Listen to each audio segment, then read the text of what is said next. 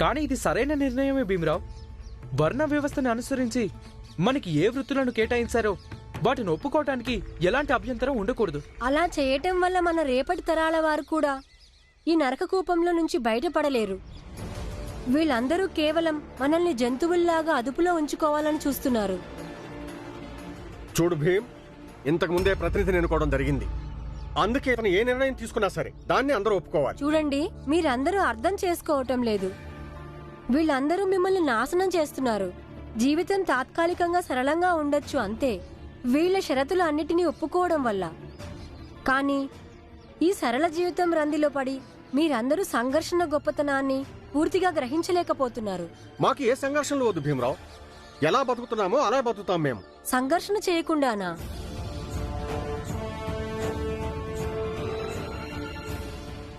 ఇక్కడికి వచ్చామా ఎందుకంటే మా సమాజం మా భవిష్యత్తుకి కలంకం అంటించకూడదని. ఇప్పుడు మా జాతి వాళ్ళకి సంబంధించిన సమావేశం జరుగుతున్నప్పుడు మేమెందుకు రాలేదని. కానీ ఇప్పుడు మేము ఇక్కడి నుంచి వెళ్తున్నాం ఎందుకంటే మాకు అనిపించడం లేదు ఇక్కడ మా జాతి వాళ్ళ హితం గురించి చర్చ జరుగుతుందని.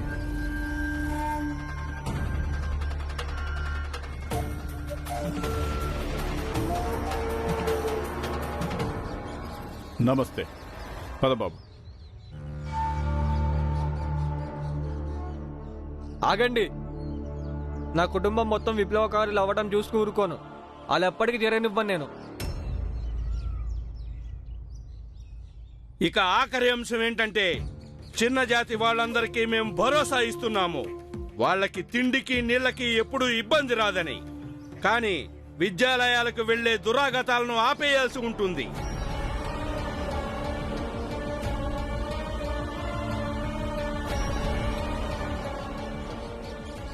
ఏ వ్యక్తి అయినా ఏ బాలుడైనా విద్యాలయానికి వెళితే అప్పుడు మీ అందరికీ బాధ్యత అవుతుంది వాళ్ళని ఆపడం. ఎందుకంటే చదవడం రాయడం కేవలం పెద్ద జాతి వాళ్ళకే సొంతం. అది మీలాంటి వాళ్ళకి కాదు. మేం మీరు చెప్పిన 3 అంశాలని ఒప్పుకుంటున్నాం. కానీ నాదొక షరతు. మీ అందరూ మా జాతి వాళ్ళని ప్రతి వ్యక్తిని వాళ్ళ పేర్లతో పిలవాలి. ఇంకా అవమానంగా కానీ కించపరిచినట్టు కానీ మాట్లాడకూడదు. అలాగే విశ్వాసరావు, ఇప్పుడు ఇదంతా నీ బాధ్యత అవుతుంది. ఈ 3 అంశాలకి అందరూ కట్టుబడి ఉండేలా చూడటం. అలాగే ఇది మా బాధ్యత అవుతుంది. మేము నీ షరతులకు ఒప్పుకోవడం. అలాగే స్వామీజీ. పదండి అందరూ కొత్త నియమాలను అనుసరించి జీవితాలు ప్రారంభిద్దాం. అనుమతి ఇవ్వండి స్వామీజీ.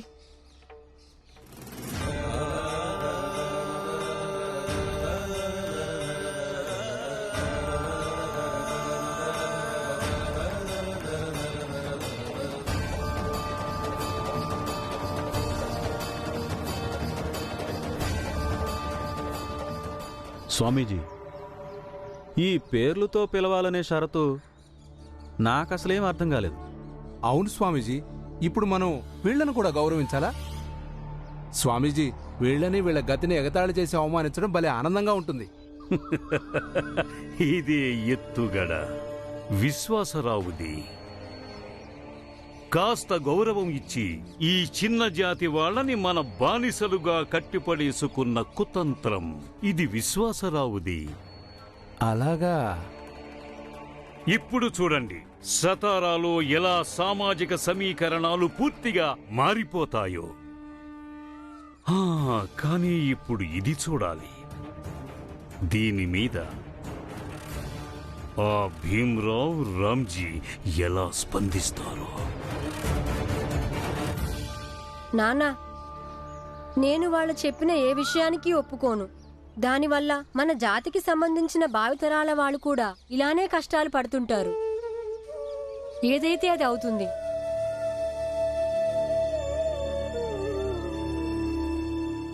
బాలా అన్నయ్య, భీమ్ చేత ఈ విషయాలన్నీ ఒప్పించే బాధ్యత నీదే. మిగతావన్నీ సరే, కానీ చదువు అంటే మా భీమ్కి చాలా ఇష్టం. మిగతా విషయాలన్నీ నేను వాడితో ఒప్పించగలను. కానీ వాడిని చదువుకోకుండా ఆపటం కర్తవ్య నిర్వహణలో భయం ఉండకూడదు. మనం అనుకుంటే అందరూ మన సోదరులే. ఇప్పుడు మనం ఒప్పందం చేసేసుకున్నాం.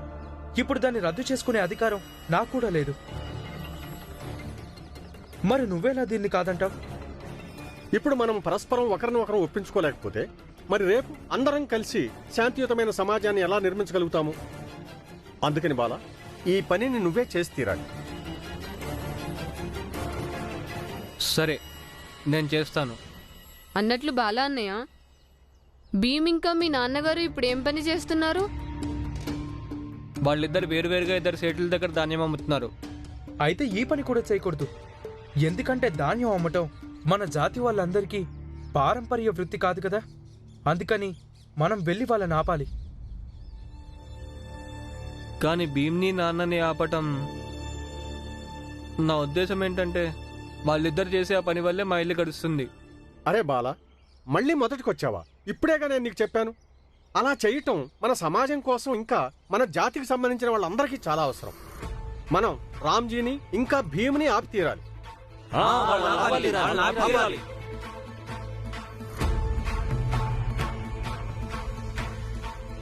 సరే, పద.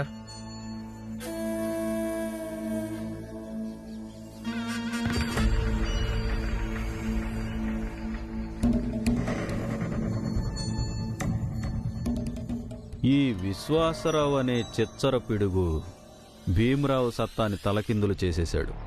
అసలు ఈ విశ్వాసరావు సతారాకి ఇంకా ముందుగానే వచ్చుంటేనా అప్పుడు ఇంతకాలం మనం ఎన్ని సమస్యలు భరించామో అవి భరించాల్సి వచ్చేది కాదు. ఈ పాటికి ఆ మొండిఘటం భీమరావు తెక్క తిన్నగా కుదిరేది. ఇది ప్రకృతి నియమం సేటు. చెట్టుకి కాయలు కాయటం అన్నిటికంటే ఆఖరి ప్రక్రియ. ఇక ఆ పండు చాలా తీయగా ఉంటుంది. ఆలస్యంగా జరిగే అన్ని విషయాల ఫలితం తీయగానే ఉంటుంది. కాబట్టి రుచిని ఆస్వాదించు సేటు. ఈ తొందర ఆలస్యం అనే జంజాటంలో నీ సమయాన్ని వృధా చేసుకోవద్దు. అలాగే స్వామీజీ.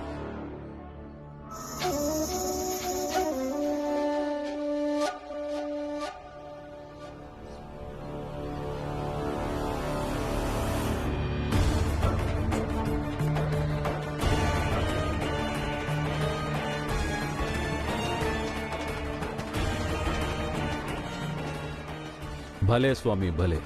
మీరు మేధావులు. మీ మేధస్సుకి ఎదురే లేదు స్వామీజీ. అది నాకు తెలుసు. నువ్వు కొంత డబ్బు ఏర్పాటు చేసేటు. ఈరోజు రాత్రి ఎవరికంటా పడకుండా ఆ డబ్బులు నువ్వు విశ్వాసరావు గోపాలకి అందేలా ఏర్పాటు చేయి.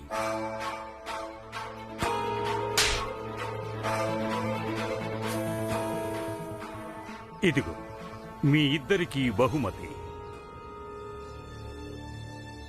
మళ్ళీ ఇప్పుడు డబ్బులెందుకు స్వామీజీ? ముందు డబ్బులు పంపించు, తర్వాత తెలుస్తుంది.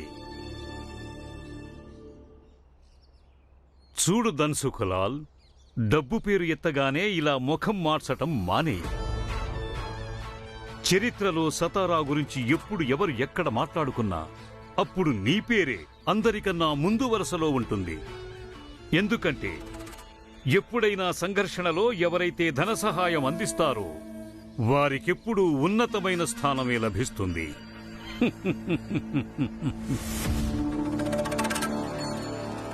రండమ్మా, రండి బాబు. బియ్యం పప్పులు కొనండి. రాజులు జమీందారులు తినే బియ్యాన్ని మేము మీ గుమ్మం దగ్గరకే తీసుకొచ్చాం. రండమ్మా, రండి బాబు, రండి. బియ్యం పప్పులు కొనండి. రండమ్మా, రండి. రామ్జీ, ఇప్పుడు నువ్వు ఈ పని చేయడానికి వీల్లేదు. చూడండి, ఏ రకమైన పని చేయాలో ఏ రకమైన పని చేయకూడదో అది ఆ వ్యక్తిగతమైన నిర్ణయం అవుతుంది. ఇక వెళ్ళండి, నా పని నన్ను చేసుకునివ్వండి. అరే, ఎందుకు వ్యాపార సమయంలో దారి కట్టొస్తున్నావు? వెళ్ళు వెళ్ళు, పని చేసుకునివ్వు. లేదు, నువ్వు వీళ్ళిద్దరి చేత ఈ పని చేయించుకుంటున్నావు, కానీ వీళ్ళ జాతి వాళ్ళు ఈ పని చేయడానికి అనుమతి ఇవ్వడం లేదు. భీమ్, నువ్వు పంచాయతీ నిర్ణయాన్ని ఒప్పుకొని తీరాలి. మన జాతి వాళ్ళు తరతరాలుగా ఏ పని చేస్తూ వస్తున్నారో ఆ పని మాత్రమే చేయాలి. అదే మన పారంపర్యంగా వస్తున్న పనులు. నువ్వు చేసే ఈ పరివర్తన పోరాటంలో నేను నీకెప్పుడు తోడుగా ఉంటాను. జీవితాంతం ఒక అన్నయ్య హోదా కన్నా ఎక్కువగా నీ జాతికి చెందిన వ్యక్తి రూపంలో నీకు తోడుగా ఉంటాను భీమ్రావు. బాలా అన్నయ్య, నువ్వు ఆవేశంలోనో లేక అవివేకంతోనో ఈరోజు వాళ్ళు చెప్పిన వాటికల్లా ఒప్పుకున్నావు. వాటికి వ్యతిరేకంగా నువ్వు నిన్నటిదాకా పోరాడేవాడివి. బాలా అన్నయ్య, నీకసలు కొంచెమైనా అర్థమవుతుందా నువ్వేం చేస్తున్నావో అని? ఇంకా నువ్వు ఏదైతే మాట్లాడుతున్నావో అది నీతో ఎవరు ఎందుకు మాట్లాడిస్తున్నారో? బాలా అన్నయ్య, ఏ పనులైతే మనం తరతరాలుగా చేస్తూ వచ్చామో ఆ పనులు మనకి నచ్చి చేయలేదు. అది మన నిస్సహాయత అన్నయ్య. ఈ పనులు మనతో బలవంతంగా చేయించడం జరిగింది. అందుకని ఈరోజు మనం ఆ పనులు వదిలేసి కొన్ని కొత్త పనులు నేర్చుకుంటున్నాము. మళ్ళీ వాటిని కూడా అడ్డుకోవడానికి వచ్చావా నువ్వు? వాళ్ళిద్దరు పని చేయడం వల్లే మా ఇల్లు గడుస్తుంది. ఇప్పుడేగా నేను నీకు చెప్పాను, అలా చేయటం మన సమాజం కోసం ఇంకా మన జాతికి సంబంధించిన వాళ్ళందరికీ చాలా అవసరం. అసలు నువ్వేమనుకుంటున్నావు? ఈ పెద్ద జాతి చిన్న జాతి వాళ్ళ మధ్య పోరాటం ఆకూడదనా? ఇప్పుడు పంచాయతీ నిర్ణయించింది మన జాతి వాళ్ళు తరతరాలుగా చేస్తూ వస్తున్న పనులు మాత్రమే చేయాలని. ఇక వేరే పని చేయటంలో అర్థమేంటి? చివరికి పంచాయతీ మన హితం కోసమేగా నిర్ణయం తీసుకుంది. పెద్ద జాతి వాళ్ళు ఎవ్వరూ మనల్ని అవమానించకూడదని, చిన్న చిటిక విషయాలకి ఇబ్బంది పెట్టారని. మరి ఇవన్నీ మన జాతి వాళ్ళకి లాభసాటి విషయాలేగా. అయినా నీకు జాతి లాభ నష్టాలతో పని ఏముందిలే. నీకు కేవలం నీ మాట నెగ్గించుకోవడంలోనే ఆనందం ఉంది. కానీ ఇప్పుడు ఇక్కడ నీ పప్పులు ఉడకవు భీమ్. ఇక నుంచి నీ ఆటలు ఇక్కడ సాగవు. తరతరాలుగా ఏ నరకాన్నైతే మనం అందరం అనుభవిస్తూ వస్తున్నామో ఆ నరకాన్ని రేపు మన జాతిలో పుట్టబోయే తరాల వాళ్ళు భరించకూడదని పోరాటం చేస్తుంటే దాన్ని నువ్వు పప్పులుడకవంటావా? ఇందుకే మనం తరతరాలుగా ఇలాగే ఉన్నాము. నువ్వే ఆలోచించు. అనాది కాలం నుంచి కూడా మన జాతిలో ఉన్న వాళ్ళందరూ ఈ పనిని వదిలేయాలని అనుకొని ఉంటారు. కానీ అప్పుడు ఇప్పుడు నీలాంటి మన జాతి వాళ్ళు కొందరు పెద్ద జాతి వాళ్ల మోచేతి నీళ్లు తాగి వాళ్ళని మళ్లీ పారంపర్య వృత్తుల్ని చెయ్యమని ఎంతగానో బలవంతం చేసి ఉంటారు. కాని బాలా అన్నయ్య, నువ్వు ఖచ్చితంగా ఒక విషయాన్ని గుర్తుపెట్టుకో. ఏది ఏమైనా సరే ఈ భీమ్రావ్ అనాదిగా వస్తున్న ఈ పారంపర్య వృత్తుల్ని చెయ్యకుండా మన జాతి వాళ్ళందరినీ ఒకే తాటిపైకి తీసుకొస్తాడు. అప్పుడు మన సమాజానికి వాళ్ళకి ఇష్టమైన పని చేసుకునే స్వేచ్ఛ ఉంటుంది. ఇక పంచాయతీ గురించి అంటారా? ఆ పంచాయతీ నిర్ణయాన్ని నేను ఒప్పుకోను. నువ్వు ఏం చేసుకుంటావో చేసుకో. ఇప్పుడు తృప్తిగా ఉందా? పదండి, ముందుకు పదండి. ఇప్పుడు అమ్మితుమ్మి తేలేదాకా ఎవరు ఇక్కడి నుంచి కదలడానికి వీల్లేదు. బాలన్నయ్య, నువ్వు ఎవరి పక్షాన ఉంటావో వాళ్ళ వైపుండు. మమ్మల్ని ఎందుకు ఇబ్బంది పెడుతున్నావు? వెళ్ళిక్కడి నుంచి. నేను ఎక్కడికి వెళ్ళడానికి రాలేదు. మీ ఇద్దరికి బాగా అర్థమయ్యేటట్లు చెప్పడానికి వచ్చాను. మీ అందరికీ ఎలా అర్థమైతే అదే చేసుకోండి. కానీ నేను ఇదే చేస్తాను, నేను చెయ్యాలనుకున్నది. మీరు పెద్ద జాతి వాళ్ళుగా మీరైనా అర్థం చేసుకోండి. ఈ మనిషి సమాజానికి అతీతం కాదు. ఏదైతే అందరూ ఒప్పుకున్నారో ఇతను కూడా ఒప్పుకోవాలి.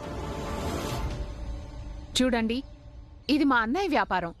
రామ్జీ ఉండడం వల్ల ఈ వ్యాపారం బాగా సాగుతుంది. ఇప్పుడు మా అన్నయ్య జబ్బు పడ్డారు. మా వదిన ఆయన దగ్గరే ఉంది.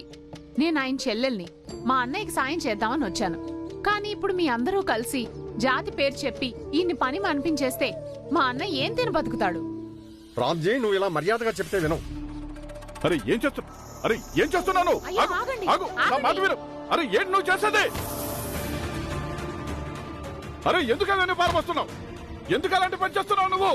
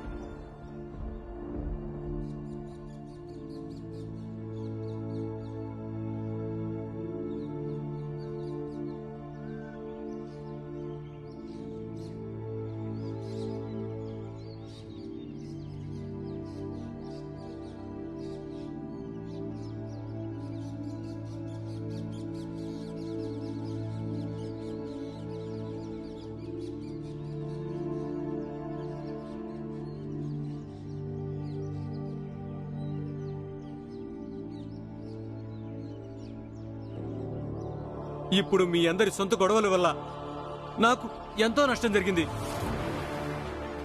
ఇప్పుడు సేటు గారికి మీ ఇద్దరి మీద ఫిర్యాదు చేసి మీ జీతాలు రాకుండా ఆపేస్తాను.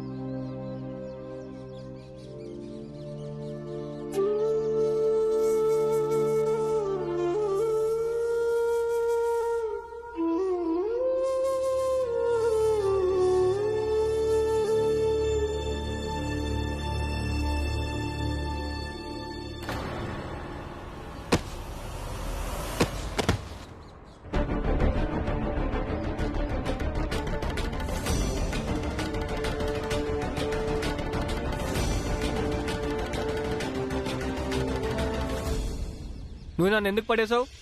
నీకేమైనా పిచ్చెక్కిందా? ఇదే ప్రశ్న నేను నిన్ను అడుగుతున్నాను. నీకేమైనా పిచ్చెక్కిందా? నువ్వు భీమ్ వాళ్ళ బండిని ఎందుకు పడేశావు? ఇది పంచాయతీ నిర్ణయించింది, అందరు వాళ్ళ జాతులను బట్టే పనులు చేయాలని. ఒకవేళ అదే పంచాయతీ నీ ఇంటిని తగలబెట్టుకోమని చెప్పిందనుకో, అప్పుడు నువ్వు నీ ఇంటిని తగలబెట్టుకుంటావా? ఇల్లు తగలబెట్టే సంగతి కాదు బాబాయ్, ఇప్పుడు నువ్వు జాతులు చేసే పనుల గురించి చెప్పు. ఈ పంచాయతీ ఈ సమాజమే కదా బాలా, మన వాళ్ళకి నీచమైన పనులు కేటాయించారు. దీని నుంచి విముక్తి పొందటానికి మనం ఇన్ని సంవత్సరాలుగా పోరాడుతున్నాం, కానీ విముక్తి దొరకలేదు. ఇప్పుడు మీ తమ్ముడు భీమ్ పుణ్యమా అని మాలా కాస్త ఆశలు చిగురించాయి.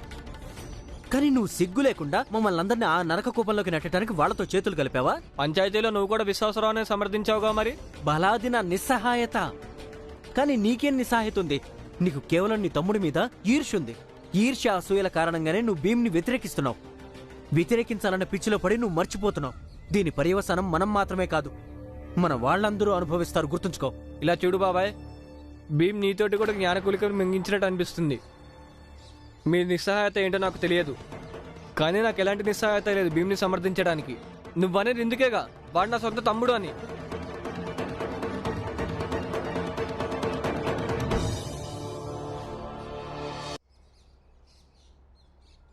అత్తా, మనం ఈ సతారా వదిలేసి వెళ్ళిపోవడమే మంచిది. ఈ ఊర్లో మనకు అందరూ శత్రువులే. ఇప్పుడు బాలా అన్నయ్య కూడా వెళ్ళి వాళ్ళతో కలిసిపోయాడు. తెలీదు భీమ్ ఇంకా నాన్న ఇది ఎలా తట్టుకుంటారో. మంజుల, అంతా చక్కబడుతుంది. భీమ్ ఇంకా అన్నయ్య ఒక విలక్షణ వ్యక్తిత్వం గలవాళ్ళు. మరి మా బాలా అన్నయ్య వేరే రకంగా ఎందుకు అయ్యాడత్తా? బాలా అన్నయ్య మొదటి నుంచి వేరుగానే మాట్లాడుతుండేవాడు, ఇంకా చాలాసార్లు వ్యతిరేకించాడు కూడా. కానీ ఈసారి బాలా అన్నయ్య ఇలా చెయ్యడం అసలు క్షమించరాని తప్పు. అందుకని నేను ఇంకా తనతో ఎప్పుడు మాట్లాడను. ఆ మంచిదే, మాట్లాడక నాతో. ఆ నిజంగా మాట్లాడు బాలా అన్నయ్య. ఇప్పటిదాకా వింటూ వచ్చాను, ఎవరికైనా తల్లిదండ్రులు ఇద్దరిలో ఒకరు చనిపోతే వాళ్ళ తరువాత వాళ్ళ పెద్దన్నయ్యే తన తోడ పుట్టిన వాళ్ళకి తల్లిదండ్రులు అవుతాడని. కానీ నువ్వు మాకు శత్రువులా మారా బాలా అన్నయ్య. నేను ఎవరికి శత్రువు అవ్వలేదు. మొదటిసారిగా నేను ఒప్పు చేశాను, భీమ్ తప్పు చేశాడు, దాంతో నేను మీ అందరికీ శత్రువు అయిపోయానా? ఎప్పుడు భీమ్ చేసే పని సరి అనే ఆలోచనలు మీరు పక్కన పడేసి ఆలోచిస్తే అప్పుడు నేను సరి అనిపిస్తాను. అదంతా మాకు తెలీదు, కానీ ఒకటి మాత్రం ఖచ్చితంగా తెలుసు. ఒకవేళ భీమ్ నీతో ఏకీభవించకపోయినా తను మీలాగా మాత్రం ప్రవర్తించడు. ఈ మధ్యకాలంలో నువ్వు వాడితో ప్రవర్తించినట్టు. ఎవరికి చెప్తున్నావు నువ్వు? ఒక కుటుంబంలో వ్యక్తి బయట వాళ్ళ మాయ మాటల్లో పడ్డాడంటే అప్పుడు ఆ కుటుంబం చెదిరిపోవడం ఖాయం. అంతే. ఇప్పుడు ఎంత కాపాడుకోగలమో అంత కాపాడుకోవడమే.